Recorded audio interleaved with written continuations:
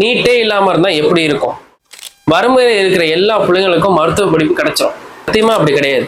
நீங்க ரெண்டு விஷயத்த நீங்க நல்லா புரிஞ்சுக்கணும். இந்தியாவில் 1000 சீட்டு இருக்குன்னா அதுல 10,000 பேர் 1,00,000 பேர் போட்டி போடுறாங்க. அந்த 1,00,000 பேருக்கு சீட்டு கொடுக்க முடியுமா?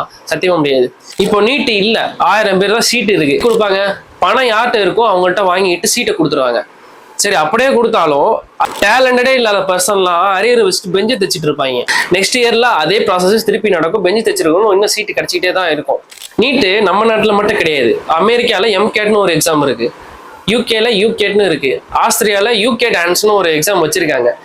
நீட்டு மட்டும் இல்லாம இருந்துச்சுன்னா பணம் இருந்தா மட்டும்தான் மருத்துவ படிப்பு படிக்க முடியும்னு ஒரு நிலைமைக்கு தள்ளப்பட்டுருவோம். தமிழ்நாட்டில் உள்ள போராட்டத்துக்கு என்ன வித்தியாசம்? போராட்டத்துக்கும் ஃபேர் நீட்டு வேணாங்கிறேன், அதாவது ட்ரஸ்டபுளான ஒரு எக்ஸாம்ஸ் வேணும்னு சொல்றாங்க. ஆனா தமிழ்நாட்டில் நீட்டே வேணாங்கிறாங்க. ஏன் நீட்டு வேணாங்கணும்? நீங்களே ஒரு விஷயம் யோசிச்சு பாருங்க. இது ஒரு பாலிடிக்ஸ், ஒரு கேம்ஸ் தான். அதுல மாட்டிக்கிட்டு இருக்க இந்த குழந்தைங்களுக்கு ஒன்றும் புரியாத ஒரு விஷயமா இருக்கு. அந்த போராட்டத்துல இருக்கிற எல்லா அறிவுகளுக்கும் அவங்க கரப்பாம்பூச்சி கிடையாது, மூட்டை பூச்சிங்க. இதுக்கும் தமிழ்நாட்டில் இருக்கிற போராட்டத்துக்கு ரொம்ப டிஃப்ரென்ஸுங்க. அவங்க நீட்டே வேணாங்கன்னு சொல்லலை, அவங்க ஃபேர் நீட்டு கொடுங்க அப்படின்னு சொல்றாங்க. ஆனா தமிழ்நாட்டே நீட்டே வேணான்னு சொல்றாங்க. நீங்க யோசிக்கணும், நீங்க அங்க உட்காரலாமா வேணாமான்னு யோசிக்கணும். இது பாலிடிக்ஸ் கேம்ல நீங்களும் சிக்கிக்காதீங்க.